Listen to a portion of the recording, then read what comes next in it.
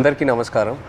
So మీ అందరికీ తెలుసు Thandel cinema కొన్ని రియల్ ఇన్సిడెంట్స్ నుంచి మనం ఇన్స్పిరేషన్ తీసుకొని ఈ సినిమా చేశాము.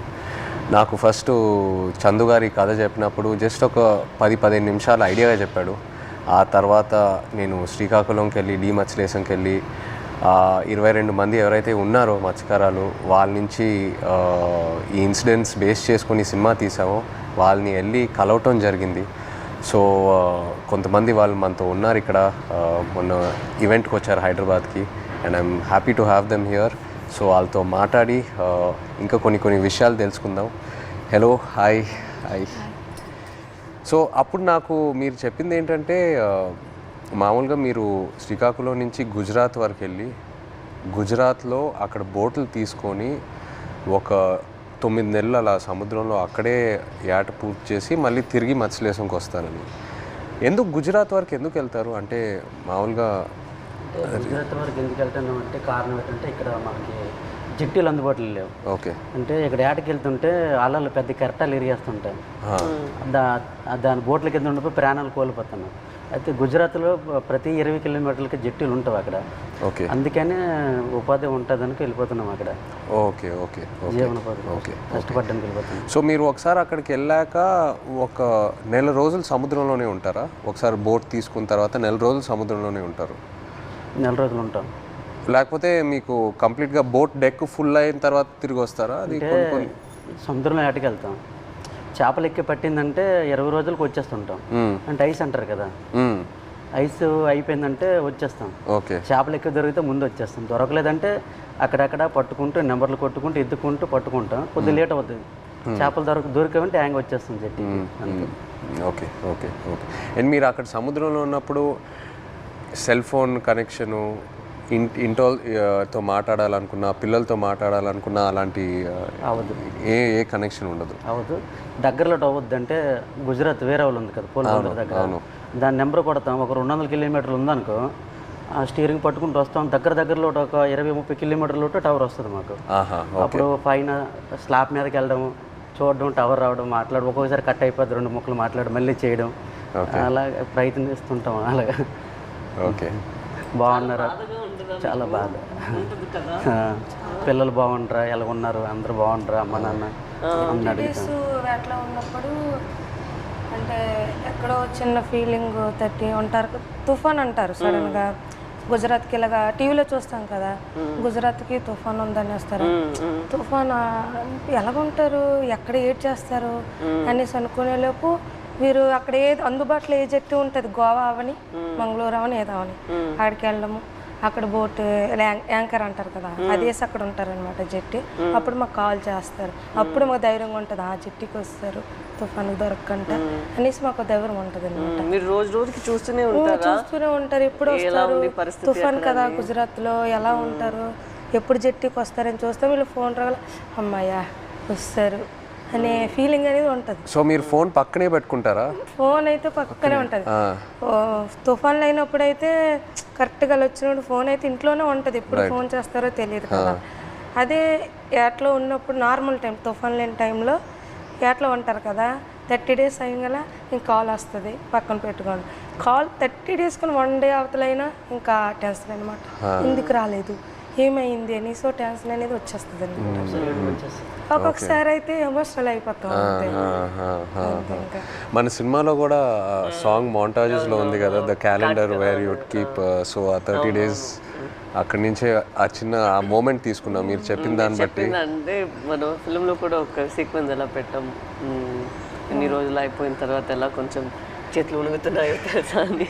సో ఒకవేళ 30 రోజుల్లో ఫోన్ రాకపోతే అంటే అక్కడ వాళ్ళని కాంటాక్ట్ చేయడానికి ఏదైనా మీకు ఎమర్జెన్సీలా ఏదైనా నంబర్ ఉందా? ఏమీ లేదు, ఏముండదు. సేట్తో మాట్లాడాలంటే సేట్లు ఉంటారు కదా వీళ్ళు బోటుకి సంబంధించి, వాళ్ళతో మాట్లాడితే వాళ్ళ భాష మనకు తెలియదు. వాళ్ళ భాష తెలియదు కాబట్టి వాళ్ళకి మనం ఫోన్ చేయలేము. ఆ భాష వచ్చినంటే మన దగ్గర ఉంటారు. ఆ భాష వచ్చిన వాళ్ళందరూ గుజరాత్లో ఉంటారు కదా, జెంట్స్ మొత్తం గుజరాత్లో ఉంటారు. ఓన్లీ లేడీస్ ఇక్కడ ఏదో కూలి పని చేసుకొని చేపలు పట్టుకొని వెళ్ళి అమ్ముకోవడం, కానీ ఇక్కడ మా లేడీస్ ఉంటాం అంతే.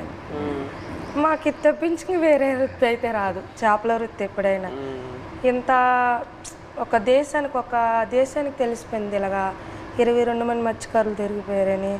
కానీ మళ్ళీ మేము అదే గుజరాత్కి వెళ్తాం యాడ్ చేయడానికి తప్పదా, మాకు అదే ఉపాధి అంతే. మీకు ఎలా తెలిసింది ఆ రోజు ఎలా వాళ్ళు అక్కడ దొరికిపోయారు అనేది? నేను 7 మంత్ ప్రెగ్నెంట్ పాప అప్పుడు కడుపులో ఉంది. కూర్చున్న అలా ఫోన్ వస్తుంది, 29 days అయింది అప్పటికి. ఫోన్ వస్తుందని ఇలాగ కూర్చున్నా, మా పెద్ద పాప పక్కన పెట్టుకొని. మా అమ్మకి కానీ చెప్తానని మీ అల్లుడు వస్తారు ఇలాగ యాడ్ నుంచి ఫోన్ చేస్తారమ్మా చెప్పిన తర్వాత సరేలేని కూర్చున్నాను. ఫోన్ రాలే. ఉదయం మార్నింగ్ 10 అయింది, వేరే వాళ్ళు ఫోన్ చేశారనమాట నా మొబైల్కి, ఇలాగా మీ ఆయన పాకిస్తాన్కి దొరికిపోయారట అనేసి.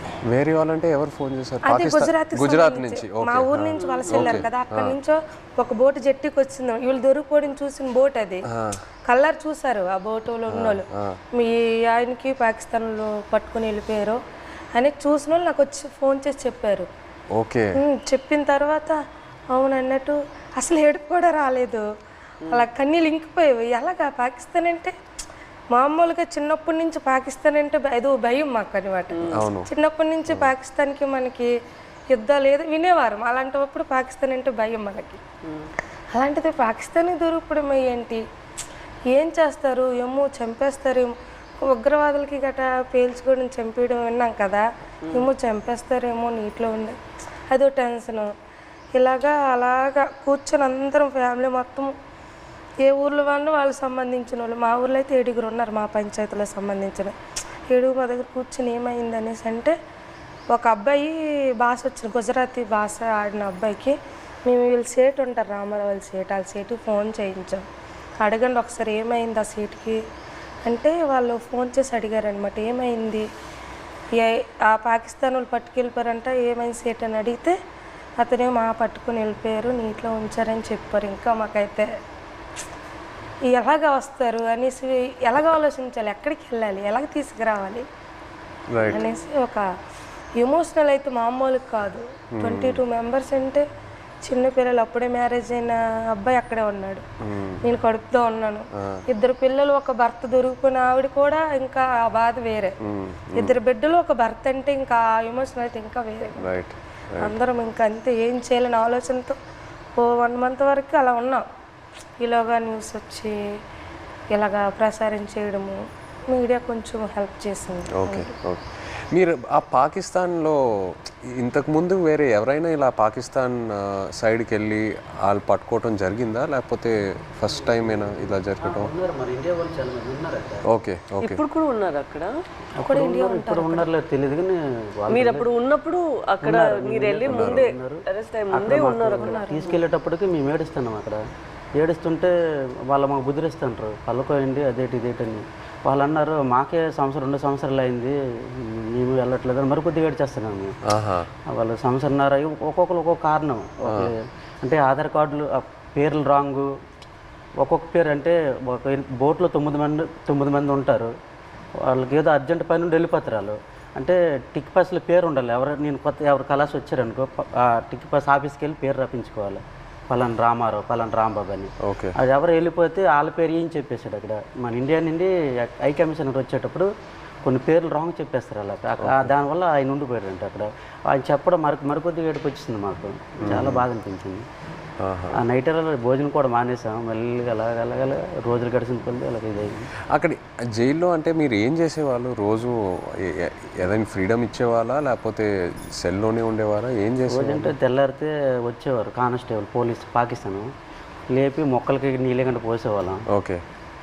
తర్వాత గడ్డి గంట తెంపేవాళ్ళం, గడ్డి. తర్వాత గార్డెనింగ్ అని వాళ్ళు పాకిస్తాన్ ఖైదీలతో నీళ్ళు జల్లిస్తారు, వాళ్ళు జల్లిస్తే కర్రకి గోనకి చుట్టేసి అలాగా అలికినట్టుగా తలా పేసినట్టు చేపిస్తారు. మాకు నీళ్ళు మోయమంటారు మాకు. ఓకే. ఆ నీళ్ళు మోస్తాం 1-2 గంటల పని ఉంటుంది, మళ్ళీ లోపల తీసుకెళ్ళి తాళాలు వేసేస్తారు. ఇప్పుడు మీరు ఒకవేళ ఇంట్లో వాళ్ళతో మాట్లాడాలంటే ఉత్తరాల వైపే మీకు కమ్యూనికేషనా, లేకపోతే సెల్ ఫోన్తో? ఫోన్ ఏం లేదు, ఓన్లీ ఉత్తరాల వైపే.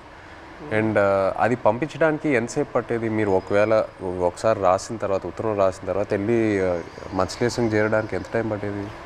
అంటే మేము దొరికిన తర్వాత వాళ్ళు ఇండియా వాళ్ళు ఉన్నారు దాంట్లో, ఉత్తరాలు కూడా మేము అదే నెల 2 నెలలకి ఒక్కొక్కసారి లేట్ అయితే 3 నెలలు కూడా వస్తుందని చెప్పారు.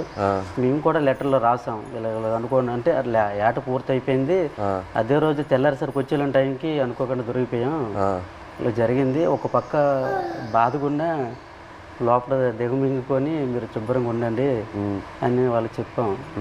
అప్పుడు ఇప్పుడు ప్రెగ్నెంట్ అప్పుడు అవును అదే ఏట రావాలనుకుంటాను ఊరు నేను ఇంకా వచ్చి రావాలనుకుంటా ఇంకా దొరికిపోయింది. లెటర్లో మాకు జాగ్రత్త చెప్తూ వాళ్ళ పైన ఆవేదన కూడా మాకు కనిపించింది లెటర్.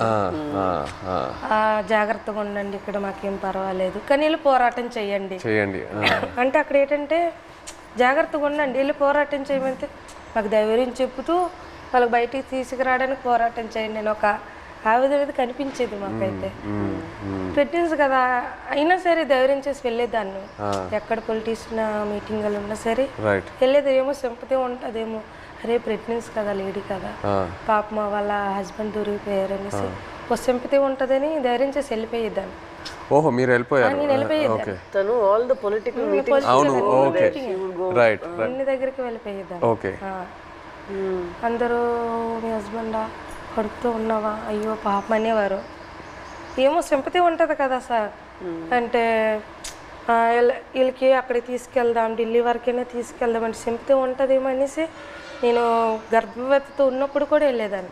9 months వరకు నేను డెలివరీ ముందు వరకు కూడా నేను పోరాటం చేశాను వాళ్ళు రావాలని అంతే. సో మీరు అక్కడ ఆంధ్రాలో తిరిగారు ఇలా పొలిటికల్ మీటింగ్స్ ఏదైనా ఉంటే, ఆ తర్వాత గుజరాత్ వరకు కూడా వెళ్ళారు కదా?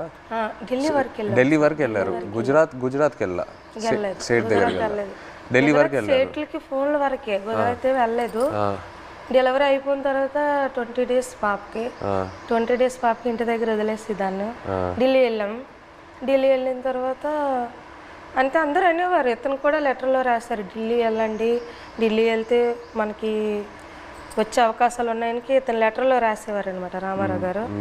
సరేలే ఢిల్లీ కొంచెం అది పేద పరిస్థితి కదా సార్, ఢిల్లీ అంటే మాకు తెలియదు, భాష తెలియదు, ఎలాగెళ్ళాలో తెలియదు. అలాగ ఉన్నప్పుడు కొంతమంది అదే పొలిటీషియన్ వచ్చి ఇలాగ రండి అక్కడ మీకు పని జరుగుతుంది ఏం అవ్వదు గైడ్ చేయడానికి ఒక అతను వచ్చి వెళ్ళండి అంటే సరేలే ఇంత పోరాటం చేసి ఇదే చేయలేమా అనేసి ధైర్యం చేసి వెళ్ళాం ఢిల్లీ. వెళ్ళిన తర్వాత అక్కడే ఢిల్లీ వెళ్ళిన తర్వాతే వీళ్ళు బయటకు వచ్చారు. అంతవరకు ఆ 14 నెలలు అక్కడే ఉన్నారు. అతను అంబాసిడర్తో మాట్లాడడం కానీ ఉన్నారనడం కానీ. మెయిన్ మాకు బాధ కలిగించింది ఏంటంటే పుల్వామా దాడి. ఆ దాడి ఇలాగ మార్నింగ్ ఇలాగ టీవీ వేసాను, ఇలాగ మన ఇండియన్ ఆర్మీకి ఇలాగ ఉగ్రవాదులు చంపేశారు, ఆత్మహత్య దాడి అయిందని తర్వాత అవునా ఎందుకు అనేసి వీళ్ళకి ఏం చేస్తారని ఇదో బాధ. మళ్ళీ అక్కడ మరి ఇండియన్స్ ఉన్నారు కదా సార్, ఏం చేస్తారని బాధలు ఉన్నప్పటికీ లెటర్స్ అయిపోయి 3 months వచ్చిన లెటర్స్ బాగానే వచ్చి పుల్వామా దాడికి ముందు లెటర్స్ కంటిన్యూ అయ్యాయి. మేము పంపించింది అతనికి వెళ్ళేది, అతను పంపించింది మాకు వచ్చేది. కానీ పుల్వామా దాడి తర్వాత స్టాప్ అయిపోయింది. 3 months వరకు ఒక్క లెటర్ రాలే. ఇంకా మాకు ఇంకా టెన్షన్ ఇంకా ఎక్కువైపోయింది, అదో బాధ అనేసి ఇలాగా మరి ఇంకా లేదు ఉండొద్దు ఎక్కడ ఢిల్లీ వెళ్ళిపోతాం అనుకుని అందరం 22 ఉమెన్స్ అందరూ ఇంకా లేదు పదండి అనేసి 22 మంది వెళ్ళిపోదాం లేదు ఇంత మా ఓన్ డబ్బులు అనుకుని పదండి అనేసి ముందడుగేస్తాం అంతే. ముందడుగేసుకుని వెళ్ళిపోయామంతే. వచ్చిన ద్వారా అందో వెళ్ళాం. అక్కడికి వెళ్ళిన తర్వాత జయశంకర్ అని విదేశాంగ మంత్రికి కల్పించారు. ఇంగ్లీష్ రాదు కదా, ఏదో మా తెలిసిన భాషలు అంటే అతను మా కన్నీళ్ళు చూసి అతనికి అర్థమైపోయింది అనమాట. ఓ ఇంత బాధపడుతున్నారని ఏడుస్తాను. మా ఆవేదన చెప్తూ మా కళ్ళని నీరు వచ్చేస్తుంది. అది చూసి పాపం అతను తట్టుకోలేకపోయారు. వెంటనే ఫోన్ పాకిస్తాన్ చేశారు. మన ఇండియా అంబాసిడర్ చేసిన తర్వాత పర్లేదు ఉన్నారు ఇలాగ వస్తారు అని చెప్పారు. జనవరి కల్లా వచ్చేస్తారు అన్నారు. మా దగ్గర చెప్పారు జనవరి కల్లా వచ్చేస్తారు, రాకపోతే మీకే పాకిస్తాన్ నేను తీసుకెళ్తాను, నేను భరోసా ఇస్తానని మాట ఇచ్చిన తర్వాత అప్పుడు ఇంకా హ్యాపీ అంతే. అతను అన్నట్టు జనవరి కల్లా మాకు ఫస్ట్ కల్లా అక్కడి నుంచి లిస్ట్ వస్తుంది అనమాట. గనగల రామారావుకి వాళ్ళ భాష వేరే కదా సార్, గనగల రామారావు గుణగల్ల రామారావు, కేసమర్రికి కసమర్రయ్య అన్నట్టు పేరు ఓహో మీ పేరు కరెక్ట్గా వేయలేదా? లేదు సార్ ఆ లిస్ట్ కూడా రాంగ్ వచ్చింది అనమాట. గనగల రామారావుకి గంగల్ రామారావు. సో మీరు కన్ఫ్యూజ్ అయిపోయారా ఎవరు అక్కడ ఎవరు ఉన్నారు ఏంటి? సరేలే అది ఉర్దూ బస్ కదా ఏమో ఇలాగ తెలియపు ఇలాగ రాశారేమో అని మాకు మేము ఆలోచించుకొని వచ్చేస్తారు అన్నట్టు.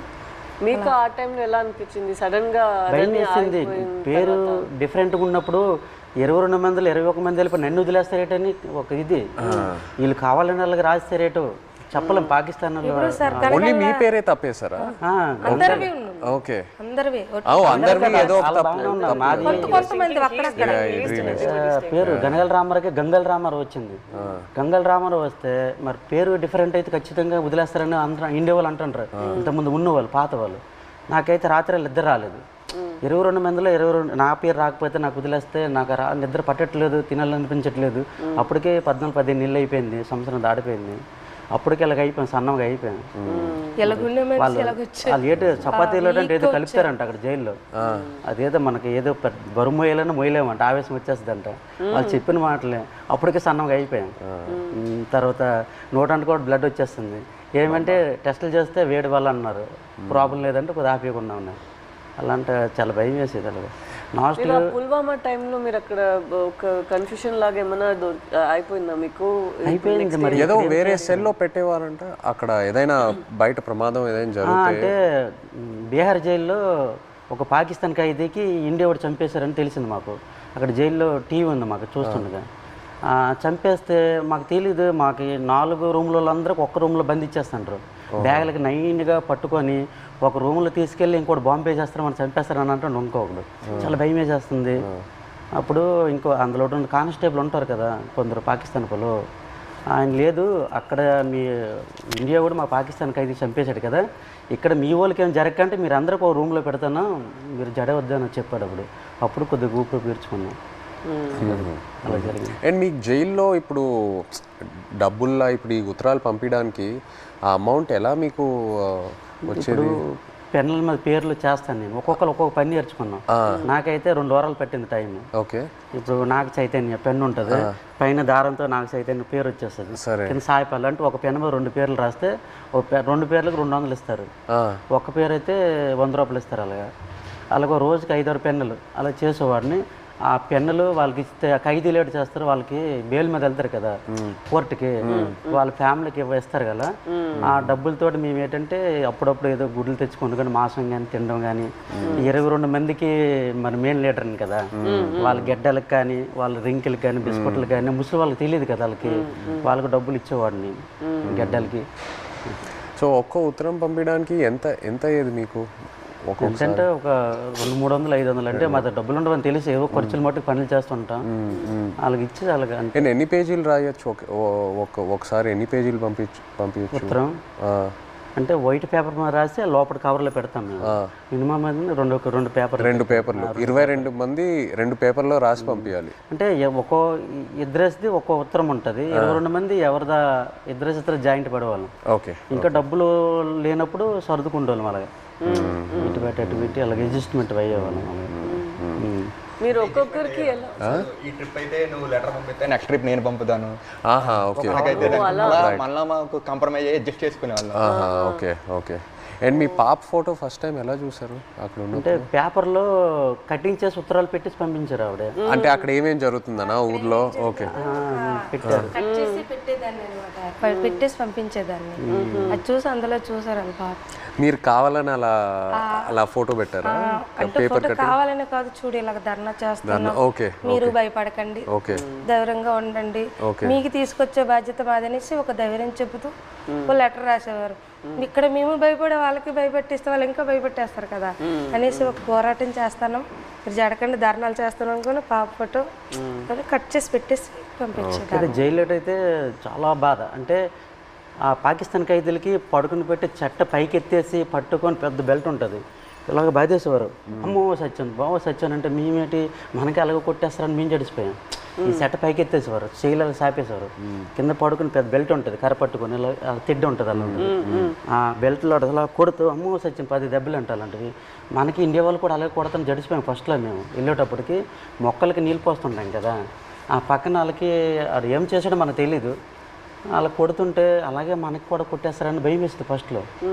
వాళ్ళు అన్నారు మీకు ఇలాగ కొట్టరు, మీరు ఇంకా ఒకసారి 2 సార్లు తప్పులు చేస్తే మీకు కొడతారు. తప్పులు అంటే జైల్లో కానీ మా 22 మందిలో కానీ, ఇంకా గుజరాత్లో ఉన్నారు ఇండియా వాళ్ళు కదా, ఏ బాత్రూమ్ దగ్గర కానీ బట్టలు ఉతుక్కున్నప్పుడు కానీ మనలో మనం కొట్టుకుంటే ఒకసారి కుదిరేసి రెండోసారికి గడికి ఒక మనిషి 3 తప్పులు చేస్తే మీకు కూడా అలాగే పడుతుంది. అంటే అప్పటి నుంచి గొడవలు కూడా బాత్రూమ్ దగ్గర అలాగే అడ్జస్ట్మెంట్ అయిపోవాలి మేము. అలాగే అలా కొట్టేస్తారు రిటర్న్. మీరు ఒక్కొక్కరికి ఎలా సమాధానం చెప్తారు అక్కడ ఎన్ని రోజులు ఉన్నప్పుడు? ఎలా మీరు సమాధానం ఏంటి, తిట్టేవారు కూడా 22 మంది ఉన్నాం, నీ వల్లేని ఇలా జరిగింది, మా డ్రైవర్లు కూడా నీ వెంట వచ్చారు. అంటే ఇంతకు ముందు ఇతనికి యాట్లో గనగల రామారావు పాకిస్తాన్ వైపు ఎక్కి యాడ్ చేసేవారు, బోర్డర్ దగ్గరలో ఇతని వల్ల దొరికిపోయారు అనేసి ఒక బ్యాడ్ నేమ్ మీద వచ్చింది ఇతనికి. ఇతను అది దృష్టిలో పెట్టుకుని భోజనం సరిగ్గా చేసేవారు కదా అక్కడ. పెళ్ళి అవన్న కుర్రోళ్ళు కూడా ఉన్నారు కదా, నాకు పెళ్ళి అవ్వకుండా కూడా మీరు చేశారు, నేనిండా మేము దొరికిపోయాం అని అనేవారు. ఒక బాధలో ఉండేది. తప్పదు మరి, జరిగిపోయింది చాలా బాధ.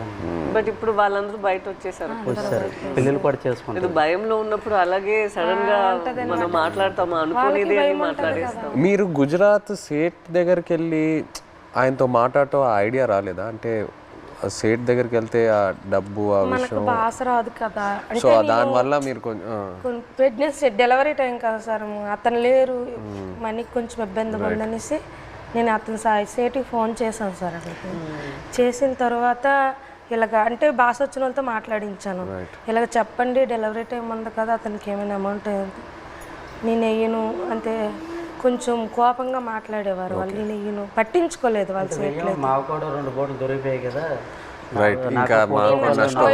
నేను ఎందుకు మీకు వేయాలన్నట్టు మాట్లాడేవారు. ఇప్పుడు మీరు ఇలా ఒక పరిస్థితి రాలేదంటే కూడా మీకు చాలా కష్టాలు వస్తూనే ఉంటాయి కదా, మీకు రోజుకి ఇలా మీరు చెప్పినట్టు ఎలా తుఫాన్ వస్తుంది దాన్ని మీరు చూస్తూనే ఉండాలి కదా. తుఫాన్ వచ్చింది అక్కడ చేస్తుండగా, తుఫాన్ వచ్చింది. తర్వాత యాంటీ అని ఓర్లేసి మాకు పిడికి పడ్డా, తిరిగిపోయింది, చాలా ఇబ్బంది పడ్డాం. తర్వాత బోటు మొత్తం నీరు అయిపోయింది, చాలా ఎదుర్కొన్నాం అన్నీ. ఒక్కొక్కసారి బోట్లు మునిగిపోతున్న టైంలో పక్కన బోట్ వచ్చి మనుషులు కాపాడేవారు, బోట్ మాత్రం మునిగిపోయేది. కానీ అక్కడ పక్కన బోట్ లేకపోతే ప్రాణాలు కూడా కోల్పోతారు. అలాంటి పరిస్థితి ఇదని వాళ్ళు చెప్పినప్పుడు మీరు మీ ఆయన దగ్గర అడగలేదా, మీరు ఎందుకు ఈ పని చేస్తున్నారు, మాతోనే ఉండండి, ఇక్కడే ఏమైనా పని చేయండి, మీరు అట్లా ఏం అడగలేదా? లేదు మేడం, అలాంటి ఉపాధి అక్కడ లేదు, మా సైడ్ లేదు. అక్కడికి వెళ్తేనే మాకు మేము అంటే ఇక్కడ రూపాయి వేస్తే అక్కడ 2 రూపాయలు లేదు. ఇక్కడ నెలనూలే లైక్ ల్యాండ్ ఇట్ సెల్ఫ్ వేరేమైనా ఒక పని మనం చేసుకోవాలి కదా, ఇంత రిస్కీగా ఎందుకు? చాలా మంది డిగ్రీ ఇవన్నీ చదువుకుని ఉన్నారు చాలా మంది, కానీ జాబులు రావట్లేదు. మంచిగా ఎస్టీ జాబితాలో ఏదో చేరిస్తే మాకు జాబులు వస్తామని అంటారు, కానీ చదువుకున్న జాబులు రావట్లేదు. అందుకే ఎక్కువ వలసలు వెళ్ళిపోతారు. చాలామంది చదువుకున్న వాళ్ళు కూడా వెళ్ళిపోతుంటారు, వీళ్ళ అబ్బాయి కూడా చదువుకుంటారు. చాలామంది డిగ్రీలు ఇంటర్లు చదువుకున్న జాబులు రాక వెళ్ళిపోతుంటారు. మా మధ్యకి ఎస్టీ జాబితాలు చేరిస్తేనే ఆ జాబులు వస్తావంటే దానికోసం ప్రయత్నిస్తాను, కానీ ఎవరు సరిగ్గా పట్టించుకోవట్లేదు. ఎందుకు మాకు జాబులు రావట్లేదు అర్థం కావట్లేదు. సో మీరు శ్రీకాకుళం నుంచి లెటర్స్ పంపిద్దాం అనుకున్నారు కదా పాకిస్తాన్కి, అప్పుడు జైల్లో ఉన్నప్పుడు. అప్పుడు ఇక్కడి నుంచి లెటర్లు పంపించడానికి ఏదైనా ఇబ్బంది ఉండిందా? ఇబ్బంది ఉంది. ఇక్కడ నుంచి లెటర్స్ అంటే వాళ్ళు అడ్రస్ రాశారనమాట, ఇలా పంపించండి, టు అడ్రస్ ఫ్రమ్ అడ్రస్ అన్నట్టు ఉంటుంది, ఇలా పంపించండి అని రాశారు.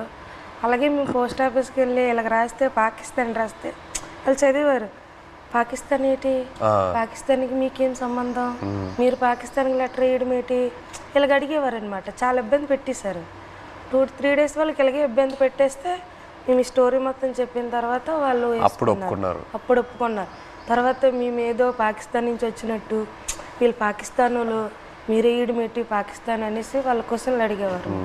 చాలా ఇబ్బంది పెట్టేశారు. తర్వాత ఈ స్టోరీ మొత్తం చెప్పిన తర్వాత అప్పుడు నమ్మారు. అంతే. మీ ఫ్యామిలీ ఎవరు చెప్పలేదా మీకు ఇలా చేపలు పట్టుకున్న వాళ్ళని పెళ్లి చేసుకోకూడదు, ఇలాగే ఉంటుంది మీకు, ఇదన్నీ ఎందుకు, లేదంటే ఎందుకు లవ్లో పడుతున్నారు మీరు ఇలా రిస్కీ లైఫ్లో ఉన్న వాళ్ళతో, అలా ఏం ఎవరు చెప్పలేదా? ఏదండి అదే మీరు ఎవరు చెప్పలేదా? అమ్మ నాన్న వాళ్ళు ఎవరు లేదు, ఇక్కడ ఉన్న వాళ్ళే చెప్పినా అవి లవ్లో ఉంటాం కదా, అవి కనిపించదు అనమాట. అంతే, లవ్లో ఉంటే అతనే కావాలన్నట్టు ఉంటది అంతే. ఎంత రిస్క్ అయినా పర్లేదు ఇలాగే ఉండిపోతుంది. అతనే కావాలి. మన తండేల్లో సత్య అండ్ రాజు లాగే ఒక రకంగా. సార్ ఇప్పుడు మేము పాకిస్తాన్ దొరికి భారతదేశం మొత్తం తెలుసు కదా, ఈ కథ తీయాలని మీకు ఎలాగనిపించింది? మా ఇంటికి రావడం, తినడం, చేయడం చాలా హ్యాపీ అనిపించింది. మీకు ఎలాగ ఆలోచన వచ్చింది తీయాలని? ఎంతమందికి తెలుసు కదా, చాలామంది ఉన్నారు, ఎవరికి రాని ఆలోచన మీకు ఎలాగొచ్చింది? లేదు, చాలా అంటే ఫస్ట్ నాకు చందు ఈ కథ చెప్పిన తర్వాత కార్తిక్ వచ్చి నాకు ఈ ఐడియా చెప్పాడు. ఆ తర్వాత చందు నాకు నేను సినిమాలో ఇలా ఇలా ఒక స్క్రీన్ ప్లే ఇలా తీద్దాం అనుకున్నాను చెప్పిన తర్వాత బాగా ఎక్సైట్ అయ్యా.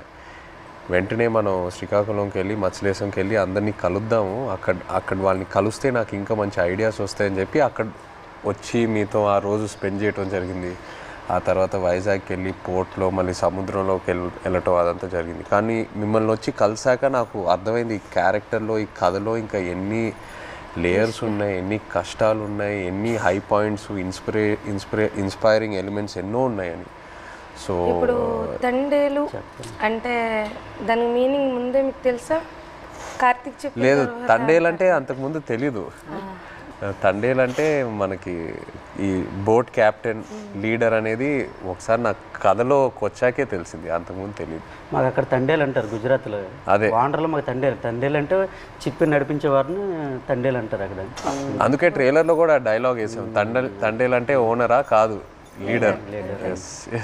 చాలా బాగా వచ్చింది సార్. రైట్. అయితే సార్ అక్కడ ఎంత బాధపడ్డామో అంత హ్యాపీగా ఉంది ఈరోజు. ఎందుకంటే అది ఒక జీవితంలో గుర్తుండిపోద్ది అలాగా మా రియల్ స్టోరీ. ఇప్పుడు మేడం మీకు అంటే మేమైతే రియల్గా అన్నీ మా బాధలన్నీ తెలుసు మాకు, మేము పడే ఆవేదన. కానీ మీకు ఎప్పుడైనా షూటింగ్లో ఒక సీన్ చెప్పినప్పుడు, అదే ఎమోషనల్ సీన్ చెప్పినప్పుడు కానీ ఆ సీన్కి ఎప్పుడైనా మీరు ఎమోషనల్ అయ్యారా? అరే వీళ్ళు ఎంత బాధపడ్డారు అన్నట్టు మీకు ఎప్పుడైనా అనిపించిందా? మాకు మీ వే ఆఫ్ లైఫ్ రోజు మీరు ఎలా గడుపుతున్నారో అదే నాకు ఒక పెద్ద ఆశ్చర్యం. మీరు ఎలా చెప్తారు, నేను రోజుకి తుఫాన్ అక్కడ వస్తుందా, ఏమవుతుంది అని ఒక రోజుకి ఎలా మీరు గడపగలుగుతారు? నెక్స్ట్ రోజు లేచి అది నిజ లైఫ్లో నేను అది చేయగలుగుతాను అంత నాలో ఆ శక్తి ఉందని నాకు తెలీదు. సో ఒక్కొక్కసారి అలా చేసినప్పుడు మనం ఫిల్మ్లో నాకు ఈ ఆలోచనే వస్తుంది, వీళ్ళకి ఎక్కడి నుంచి ఆ ధైర్యం వస్తుంది? ఎందుకంటే నార్మల్గానే మనం అందరికీ ఇలా ఒక పరిస్థితి వస్తుంది అని మనకు తెలీదు. అక్కడ అలా ఉన్నప్పుడు మనం ఎక్కడ వెళ్ళాలి, ఎక్కడి నుంచి షురూ చేయాలి, అక్కడి దాకా వెళ్ళాలి, వాళ్ళని ఎలా బయట తీసుకురావాలి అనేది ఒక పెద్ద మనమే మన లోపల చెప్పాలి, లేదు ఇది అయిపోతుంది మన అలా ఈ థాట్ని వదలకూడదు మధ్యలో. సో అది మీరు అందరూ ఎలా చేశారో అని ఆ థాటే నాకు ఉంది. నాకేం కష్టం అనిపించట్లేదు, బట్ మీరందరూ ఎంత కష్టం తీసుకున్నారో అదే నాకు ఆశ్చర్యం ఇచ్చింది అంతే. ఏ సీన్కి ఎమోషనల్ అయ్యారా మీరు? సీన్ చెప్తారు కదా ఎలాగ ఉంటుంది మూమెంట్స్, అండ్ ఏ డైలాగ్ ఎమోషనల్ అయ్యారా చెప్పేటప్పుడు అనేసి? మనం కొన్ని విషయాల్లో మీరు చెప్తున్న దాంట్లో నుంచి తీసుకున్నాము, కొన్ని విషయాల్లో మనమే ఒక డ్రామా లాగా తీసాము. సో ఆ డ్రామాలో ఎక్కడ నేను లేని సీన్స్ కొన్ని ఉన్నాయా, అక్కడ నాకు చాలా బాధ అనిపించింది. నా సీన్స్ ఏముందో అది వేరొక డ్రామాలో వెళ్తుంది, బట్ నిజంగానే ఒక రోజుకి ఎలా వాళ్ళు ఏం జీవిస్తున్నారో కొన్ని క్యారెక్టర్స్ ఉన్నారు, వాళ్ళకి జరిగిన పని, వాళ్ళు చెప్తున్న మాటలన్నీ విన్నప్పుడు నాకు అప్పుడు బాధ అనిపించింది. నాది కన్నా వాళ్ళది నేను విని చాలా బాధపడ్డాను. మీరు ఢిల్లీ వెళ్ళటం ఆ ఎపిసోడ్స్ మీరు నాకు శ్రీకాకుళంలో చెప్పినప్పుడు బాగా ఎమోషనల్గా అనిపించినాయి. మీరు ఢిల్లీకి వెళ్ళి ఎలా పోరాడారో అక్కడ. అండ్ అది కాకుండా ఇంకోటి నాకు చెప్పారు, సముద్రంలో ఉన్నప్పుడు ఒక పెద్ద షిప్ వచ్చి మీది ఒక చిన్న బోట్ అలా కొట్టుకొని అలా వెళ్ళిపోయింది కదా, అది చెప్పినప్పుడు నాకు నిజంగా చాలా ఆశ్చర్యంగా అనిపించింది. కొట్టుకొని పోయి అసలు ఆగలేదు కదా, కొట్టుకొని అలా వెళ్ళిపోయారు కదా. అవసరం 2 భాగాలు 2 ముక్కలు కూడా అయిపోద్ది, షిప్ పెద్దది కదా. అందరూ they like one community, so United. And I think మీలో ఉన్న శక్తి మీరందరూ కలిసి ఒకేలాగా ఉన్నారు కదా, లైక్ వన్ ఫ్యామిలీ, ఒక ఫ్యామిలీ అర్థమైంది.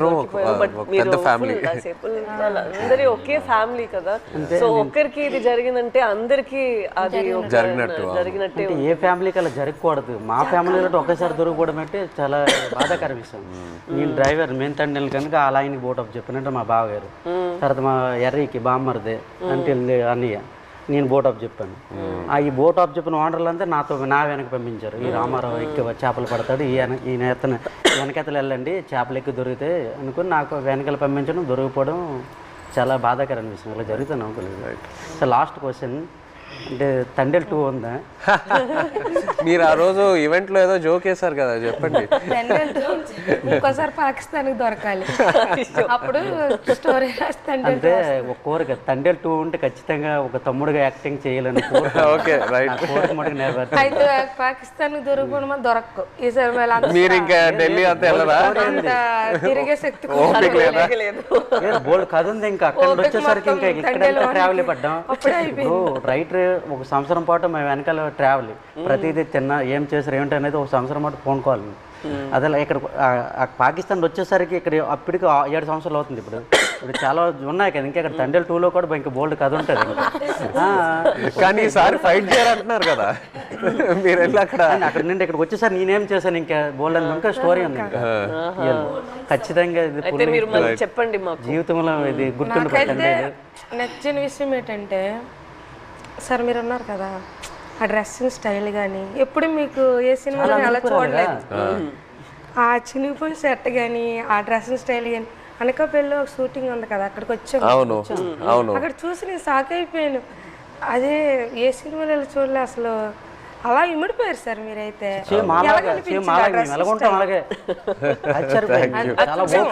అదే నేను చెప్తున్నా కదా, మిమ్మల్ని వచ్చి అప్పుడు కలిసి మీతో టైం స్పెండ్ చేశాకే నాకు ఆ క్లారిటీ వచ్చింది. ఓకే మనం ఇలా క్యారెక్టర్ని ఇలా డిజైన్ చేయాలి.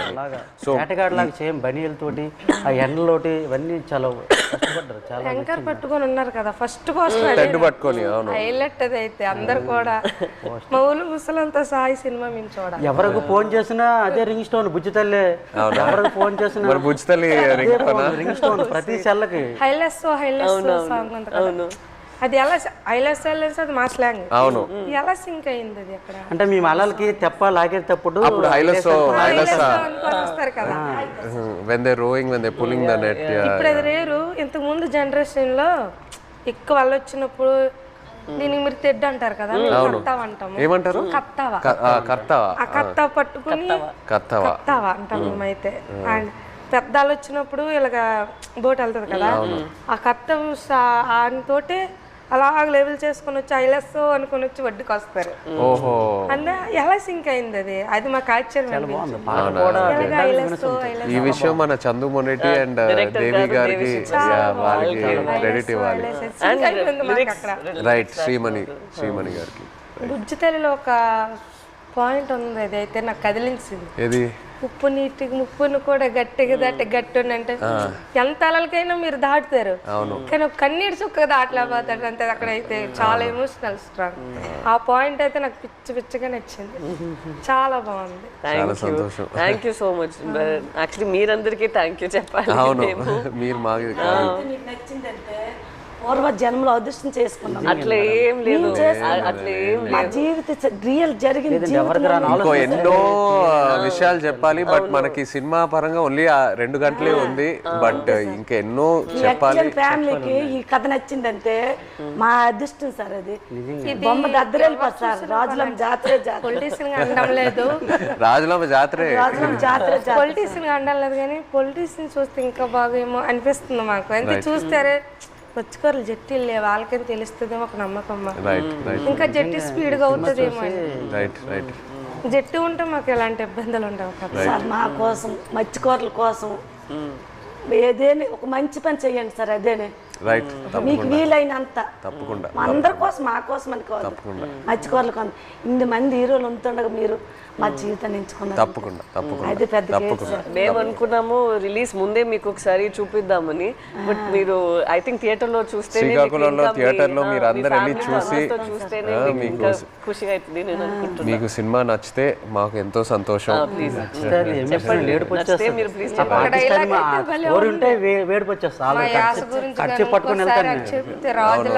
అది మిమ్మల్ని మైండ్ లో పెట్టుకొని చేస్తారు. అవునా?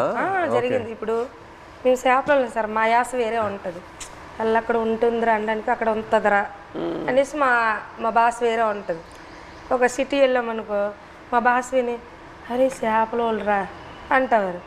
కొంతమంది మీ చేపలు ఇలా అంటారు, కొంతమంది అంటే అంటారు అనడానికి మాకు అలాగ రాదు. వేరే మత్స్యకారుల స్లాంగ్ వేరే వేరే ఉంటాయి. మా స్లాంగ్ వేరేగా ఉంటుంది, పక్కన మత్స్యకారు స్లాంగ్ వేరేగా ఉంటుంది. అందులో మా స్లాంగ్ అయితే ఎవరు మాట్లాడలేరేమో, కానీ మేడం గారు అయితే నాకైతే చాలా మేము మాట్లాడినట్టు మాట్లాడారు. అసలు ఇది భయం, నేను ఫుల్ టైం అదే ఆలోచిస్తాను. హైలైట్ మేడం గారు, మేము అలాగే మాట్లాడతాం. ఉంటదిరా అలాంటి వెళ్దాం రా అన్నట్టే మేడం గారు. చాలా థ్యాంక్ యూ సో మచ్. ఇది నాకు పెద్ద compliment. Thank you very much. Success meet మాత్రం శ్రీకాకుళం అది నా ప్రామిస్. సినిమా రిలీజ్ తర్వాత సక్సెస్ మీట్ కి మేము శ్రీకాకుళమే వస్తున్నాము. మచ్చలేసు అక్కడికి వచ్చి కలిసి శ్రీకాకుళంలో సక్సెస్ మీట్ పెట్టి వెళ్తున్నాం. ఆ టైం లోపల మీ 25 మందిని కాల్ చేసి వాళ్ళని కూడా సక్సెస్ మీట్ లో వాళ్ళని కూడా అప్రోచ్ చేస్తే కరెక్ట్ గా ఉంటుంది. శ్రీకాకుళం అంటే కేమచ్చలేసి వస్తానరా, రమ్మంటే వస్తాం, ప్లాన్ చేస్తాం. బట్ సక్సెస్ మీట్ అయితే శ్రీకాకుళంలో చేస్తున్నాము తప్పకుండా. Okay, thank you so much. మాతో మీరు కలిసి ఇంత షేర్ చేశారు. Again thank you so much.